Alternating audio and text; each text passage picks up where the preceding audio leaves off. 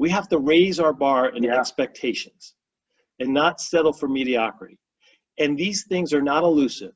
Anybody can have it. I'm not special. I'm not the smartest guy in the room. I'm not the talented guy in the room, but I know the formula. And I want to share you what I learned is the secret formula for success. When applied all the time, 100% guaranteed. Here it is. Welcome to the 100-Year Lifestyle Podcast, dedicated to you and your loved ones living at 100% for 100 years and beyond. I'm your host, Dr. Eric Plasker. Welcome, everybody, to the 100-Year Lifestyle, where we are transforming health and longevity worldwide so that you and your loved ones can live at 100% for 100 years. And I'm with a good friend that's doing it. He's on his way. He's not 100 yet, but but he looks the part. My good friend, Dr. LaGuardia, colleague, fellow chiropractor, dad, healthcare entrepreneur, doing so many things. And Dr. J, welcome, by the way. Thank you for having me. And I said, so Jay, how do I introduce you? And what do you do? And your answer was? I never know how to answer that because I do so much. But then you said, but your favorite job. My most important job is being dad and grandpa. I love that. Dad and grandpa. You're one up on me, man. I'm not a grandpa yet. Maybe one day soon, God willing. But, we were talking, and you have a beautiful family. You raise them healthy, drug-free, all the kids, grandkids, right? Growing up, no shots, no drugs, healthy, getting adjusted, eating healthy, good nourishment. And talk to us about what you see, why being a dad and a parent is your favorite, most important role. It starts with the fact that dads need to lead. And I don't mean in a sense is that we need to, take the role on and tell everybody what to do. We need to be present in our families because our kids need us, our spouses need us to be supportive, to be loving, to be nurturing, to be kind, but also to go out and to provide and to be a great role model for our kids. Because in my experience, Eric, is that we need moms and dads in the home showing what a healthy relationship looks like so the kids know what to model. Coming from a divorced family myself, I didn't have that. So I didn't know a great relationship with the dad looked like. I hadn't figured it out. And early on, I didn't do a very good job of it. But I learned and I studied and I watched other people, other guys who were being great dads. And I would ask them, how do I become a better dad? And it was pivotal for me because I lacked that. It's something I desired so much that it made it the center point of my life. I knew, in fact, early on, I had an opportunity to audition at the Juilliard School of Music, but I knew music was not conducive to raising a family, being out and playing and things like that. So that's really one of the reasons why I chose to be a chiropractor at first. It wasn't about the philosophy. It wasn't inspired initially. I heard the story later, and that's what inspired me. But I wanted something that was stable, that I can be a good dad first, that would provide the income and provide the lifestyle so I can provide for my kids. Yeah, I love that. And, I feel the same way in my role as a dad. I love my kids. I love my wife. I love my family and what that means. And we were just talking about this a little bit before we got on the air. I could never be a mom. No. I could never be a mom. No. And my wife could never be a dad. Challenging in our society today, there are so many single parent homes where people are having to play dual roles. And talk to us from being a dad. You talked about providing, you talked about stability. Expand on that. What does that really mean to somebody that might be listening that wants to be a better dad or wants to be a better parent? Yeah. First, let me say, if you're a single parent, God bless you, it's the hardest thing to do. Amen. Right? But again, coming from a divorced family, I understood that what I lacked was from my dad, is I didn't have an example of what it was to be a man, how to show up in your life and take responsibility, how to be accountable for the decisions and the actions that you take. So mom's naturally very nourishing and nurturing. And they bring something to that relationship, that the parent-child relationship, that's very different than what I can bring. And to try to be all roles to a child is nearly impossible. Yeah. Even if you attempt to do so, you can never do it to the same extent that a loving mother could do or a loving dad could do if whoever's missing out of that relationship. So at the very core, it's funny. And thank you, by the way, Dr. Eric sent us a beautiful gift. My wife and I just celebrated our 32nd. We have that in common. We just found out. Exactly. 32nd anniversary the other day. I said to my wife, I said, I'll never forget that moment when the music started playing, the wedding march, and she's coming down the aisle. She looked amazing. And my heart started to pound. I was like, oh my God, this is real, right? Up to that moment, it was just the concept, but now it was real. And I remember as we got up to the aisle and I said, this is it. We're making this work for the rest of our lives. Whatever it takes, we're going to make this work. There's no out. Unless you kill me first. Did she ever think about it? Oh, probably. Only probably once every week. But no, seriously, because it was such a commitment. It was a commitment to each other. Failure was not an option. Right. We're going to figure it out. Yeah. Same here, because there are rocky roads along the way, and no question about it. And the stability is important. And, you know, there may be a single mom or a dad that's listening to this, that's being empowered and saying, you know what, maybe I need to figure out a way to create stability regardless of my situation, because we have had rocky times in our family. We've had child accidents. We've had economic ups and downs through the, you know, Great Recession and the housing crises and that everybody goes through. And sometimes things don't work out exactly how you planned. I don't know that ever happened to you or not. Welcome to life. Yeah, welcome to life. So, you know, how did you deal with it? Because I know sometimes in those rocky roads, I always, if you're watching this, you know, I always say that, you know, there's a coming together and then there's a separating apart, and that there's always a point where you choose, both people have to choose to come back together. Yeah. Talk about some of those, maybe some of those tough choices that you had to make, why you made the choice to always come back together, and how do you find your, I'm asking a lot of questions, how did you maintain your identity as a man, as an individual, while also being a strong couple? That's a great question. It's all about core values. Every year, my wife and I sit down. I do this personally for my businesses, but I do it, obviously, we do it together, my wife and I, but now we're doing it as a family. We sit down and we evaluate what our core values are as a family. So for us, family is always number one. Faith is number two. And, you know, however you prioritize your values is up to you. But it's family for us. Faith, number two. Fitness, being healthy, emotionally, physically, psychologically, is very, very important to us. So it's part of our lifestyle, right? 100-year lifestyle. Finance, specific as it relates to entrepreneurship. We're an entrepreneurial family. We just opened a new family business together. And then finally, fun. So every decision we make in life has got to resonate with those 5 F's, those 5 core values. So when life seems to, you talked about diverge, what brings us back together is getting back to our core values. Are we living true to our core values? And so at the end of the year, we look at those core values and we say, okay, how well did we live congruently with that core value this year? So as at a scale of 0 to 10. So 10 is like, you know, the pinnacle. So maybe we say, okay, in family or faith this year, maybe we were 7. What do we need to do in the next year to take that 7 to an 8.5 or 9? So we set our goals from that as a family. So our fun goals, how much fun do we have this year? Well, we always have fun, but not nearly as much with the pandemic. So our goals next year for fun are going to be really adventurous because we're an adventurous family.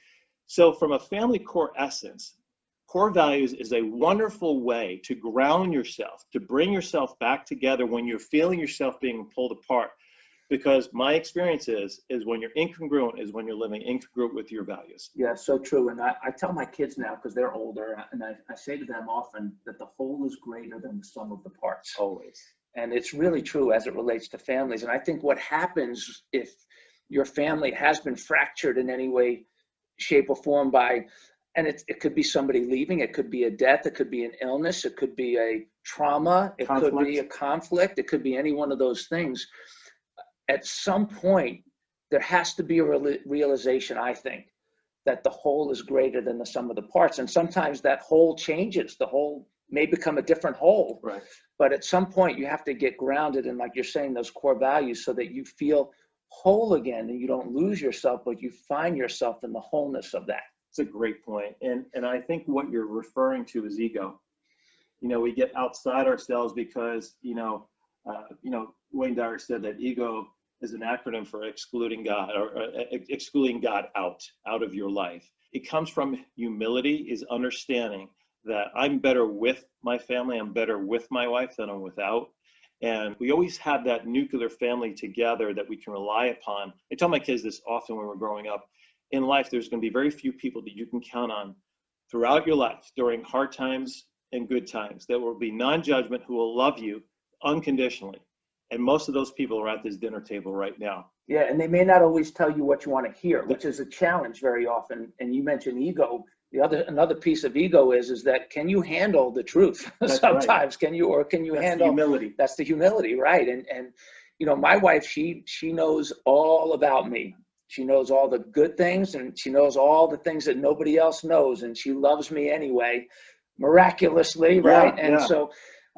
And so what is important, I think, as we talk to people about values and family, is that we never lose sight of the fact that those people that may be telling us what we don't want to hear, they're really on our side. That's right. They're really on our side. They're telling us because they love us. That's right. They know us enough to love us. But how many, you see it because you coach a lot of people too. You see how many relationships get fractured because people can't handle the truth. What's that movie? You can't handle the truth, right? You need to be able to handle the truth, right? A few good men. Yeah, no, you're 100% right about that. And it's something that I worked very hard on, was my own humility. When I was in my 20s, maybe like a lot of 20-year-old, you think you got the world by the, it is a family show. Those things. And the thing is, and so, you're so focused on what your goals are, you don't listen to people, and you wind up making mistakes and falling down, and then, get back up and you're pig-headed, and you go do it again. And then finally you realize, you know what? I'm probably better listening to people who are smarter than I, who can provide guidance. So that's where I learned humility after a pretty significant life trauma experience, is that A, I didn't have it all figured out. B, there was people out there way smarter than me. And C, if I can be just humble, they actually want to help me. Yeah. You know what I mean? And I'm so grateful for that point in my life, because it made me a better human being. Yeah. And it's hard for people, especially guys, to reach out and ask for help and ask for support. And absolutely. Which is a really, really important point that you're making here, because talking to the fellas, it's not a sign of weakness. I say this all the time. Reaching out for help, saying I don't know, is actually a sign of strength. And being vulnerable as a man is a tremendous quality. Yeah. We talked about a little bit that there's a man crisis out there. There is. And because a lot of young men, in trying to be sensitive and kind and loving, and they don't know what that looks like, because you're a very sensitive, kind, caring, loving man. I believe I'm a very sensitive, kind, loving, caring man. There's strength in that, and there's strength in the ability to have those conversations while also being firm and strong and knowing how to take a stand, which kids, families need. And so now that you're a grandpa, and one of the reasons why I wanted to talk to Jay about this is he's not just a parent and a dad, he's a successful parent and dad. And I consider myself a successful parent and dad.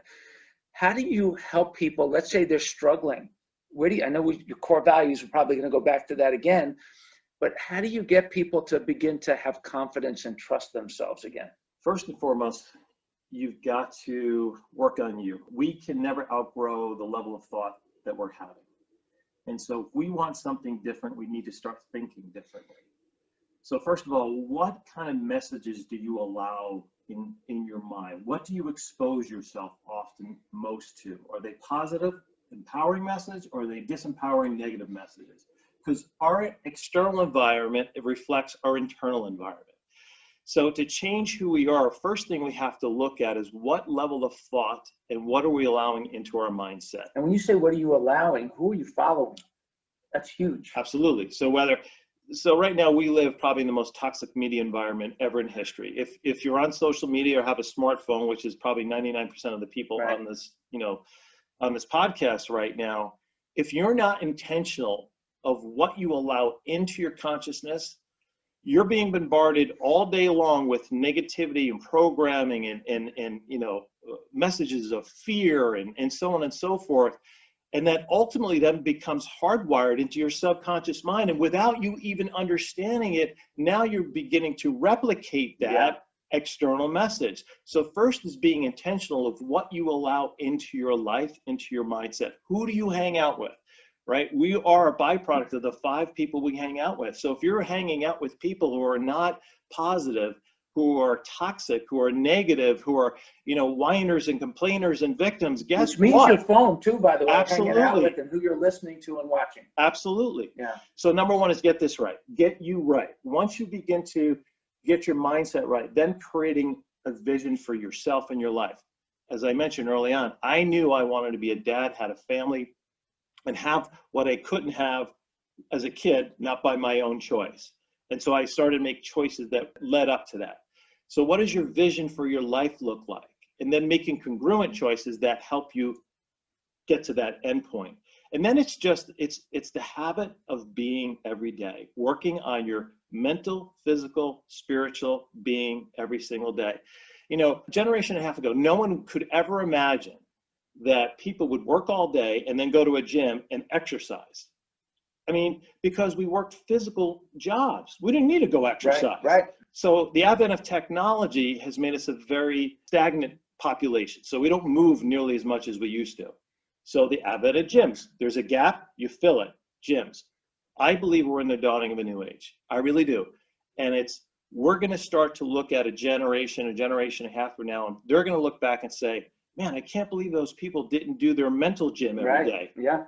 Because if you don't take care of this, nothing else matters. Yeah, it's so true. And, we talk a lot about in the 100-year lifestyle to have a long-term vision, which carries you through the ups and the downs. Right. We have these 3 life-changing principles. Change is easy. Thinking about change is hard. You can go back and listen to that podcast. And then change comes one choice at a time. Think progress, not perfection. But in line with what you just said is that if you're going to make a change, make it with a long-term vision in mind. We call it the compelling principle, because if you have something to look toward that's compelling, then it will move you through the ups and the downs. It keeps your core values, your anchor, right at the forefront of your life. And then you said something about replicating. If you don't replicate the positive, you're going to replicate the negative. And we see people that, if you're going to live to 100 and you're replicating disaster over and over again, you're not going to be happy and enjoy the journey. No question. So what you're saying is so important about getting centered and getting right and making that a priority, right on target. I do this thing called the 1-minute mindset. And I learned this early on. I'm an assertive personality, and when I get stressed, I get angry. And it's only because I can't control the environment or situation, or I'm in a protective mode. I want to protect somebody around me who's being taken advantage of. So that's how I'm wired DNA-wise. But it came to a point where it was very toxic around me. It was affecting relationships in a really negative way. So I had to figure out, how do I get control of this emotion? But there are people listening to this who are controlled by anger or by fear or by all different types of emotions. So I came up with this process called the 1-minute mindset. And I want to share real quickly what it is. It probably takes longer than it is to actually do. To be present, to choose how you want to show up each moment of each day, you have to be present in your thoughts. What am I putting out there? What am I allowing in? And so when I'm feeling anger welling up, right, the first thing I do is I acknowledge the emotion that I'm feeling. So whatever that emotion is, blame or guilt, whatever that emotion, acknowledge it. First thing, okay, it exists, it's there. Then ask yourself, right, where am I feeling it? Where am I feeling? Well, I'm feeling anxious. I'm feeling jittery. My heart rate's pumping and my palms are sweaty. Because thoughts are language of the brain, or feelings are language of the body. So when we have a thought, we manifest it physically. So we start to create the physical environment to match the thought. So now here's where the shift comes. This is step 3. Ask yourself, how do I want to show up? Well, I want to show up as calm and loving and kind. Okay, so how do you do that? This is step number 4. Put yourself back into a moment in time when you felt presence of love and calmness, like you've never experienced it before. So I go back to the birth of one of my children, or a moment when we were spending on the beach, and I put myself right back in there. I put a mental image in my mind, and I see myself in there. And immediately, because I changed my thought, I changed my physiology, and I go from being anger back to love and calmness. And it literally takes 1 minute. Yeah, I love that. And, we're synergistic spirits here. I hear you. It's really exciting. And, we often say, watch yourself like you're watching a movie and pay attention. And then catch yourself midstream and make those changes. And you're right, it takes a minute, and that's great advice, great steps. Thank you. And let's circle back to family. Sure. There's a lot of parents out there right now because of all the talk about the vaccines and COVID and all that kind of stuff. And more people than ever are saying, I am not going to give these shots to my kids. And I don't want to be bullied about it. So they're looking for leadership for their family in healthcare. You're a chiropractor. Your wife comes from a chiropractic family. Your kids are chiropractors, right? My oldest. Your oldest is a chiropractor. I'm a chiropractor. My 3 kids are chiropractors. We raised our kids without shots and drugs, and pediatricians, quite frankly. Absolutely. And we had confidence in that. And our kids are doing amazing, and they're healthy. And for the parents and families that want to have confidence in a different route to raise their kids, and we're getting bold here right now. We're talking it down, right? Yes, This is what we talk about when nobody's around, right? How did you do it? It wasn't easy. And the reason, Eric, is because I came from a medical background. I didn't grow up with chiropractic like my wife. She was a second generation chiropractic family. And so I was vaccinated. I didn't know any other way. I came into chiropractic like you with a football injury. And I went and saw the chiropractor, and he helped me, and it was great. He told my story, but I didn't hear it until 6 months later. I saw him out doing a lay lecture at the college when I was getting ready to take my MCATs. And I walked past from a biochem lab, and he was there, and he's telling a chiropractic story. And I sat down and I heard it. I went home and I said, I'm not going to med school. I'm going to be a chiropractor.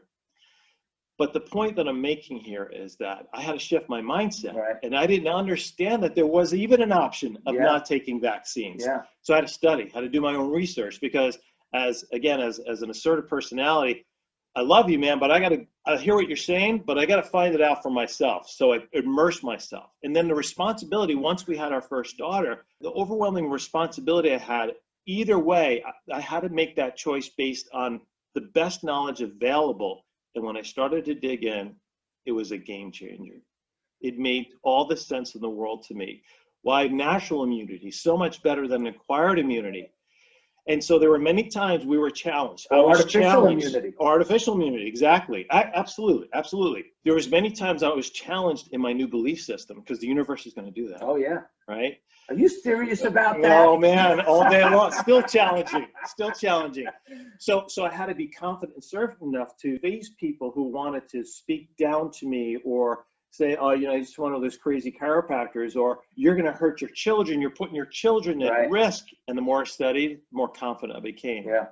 So what I'm saying is, if you're considering, and I would highly suggest, do your homework. 1986, The Act. Watch that documentary. It's powerful. Yeah. It's powerful. And of course, NVIC is a great resource. Absolutely. Barbara Fisher. Del Bigtree is a great, the High Wire. Yeah, you're not alone is our point, right? You're not alone. Well, you know what's interesting, Eric? Anti-vax, maybe even 5-10 years ago, was considered fringe. But if you look at the statistics today, it's almost 50-50. Yeah. And here's the interesting, folks. It's the higher educated people who are the ones who are anti-vax. Yeah, and I love the word. Actually, a lot of these people that are quote unquote anti-vax are really not anti-vax. They're ex-vax. Yes, that's a great term. Yeah, they're ex-vaxxers. I had never heard that before. Yeah, I heard that Kennedy say that one time. That's beautiful. It's not an easy decision. I will be absolutely honest with you. It's not an easy decision, especially if you come from a medical background. But it is absolutely your responsibility to do your homework. I find it's an easy decision once people are educated. Because once you start to dig in, because you're right, it's not an easy decision until you get educated. That's right. Is really what I meant to say. And circling back to being a dad and a parent, I always felt like it was important to provide as a dad. And certainly women are providing also, and there are 2 providers per family, and there are dads that are staying home and they're providing parenting and they're staying home while mom goes out and work. So it can go either way. We're not being sexist in any way here. 2 words though, that both parents, I think, to be a really good parent, your kids grow up, they love you, they want to be with you. They say, I love you. They'll give you a hug and a kiss in public, not to, you know what I'm saying? And they'll mean it. And those are things that are really important to me. And 2 words that came to my mind is just provider and protector.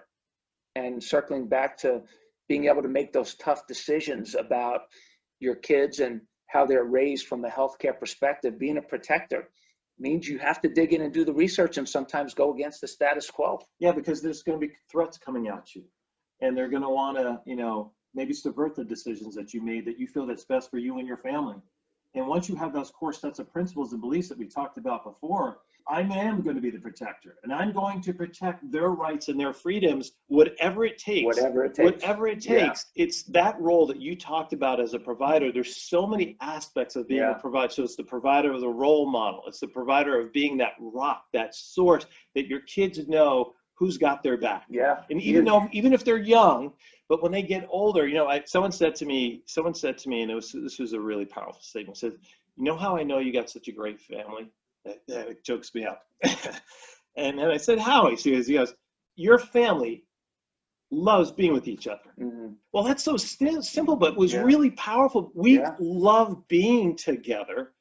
And it started because of all the things that happened early on and just continued, and the repetition roles. Again, too, right? Replicating. Yeah. I mean, being around the grill and hanging out around the grill. Absolutely. Opening up a bottle of wine, sometimes, and enjoying good foods that we all get accustomed to doing. These little things that happen on a regular basis are priceless. And hey, random question. Sure.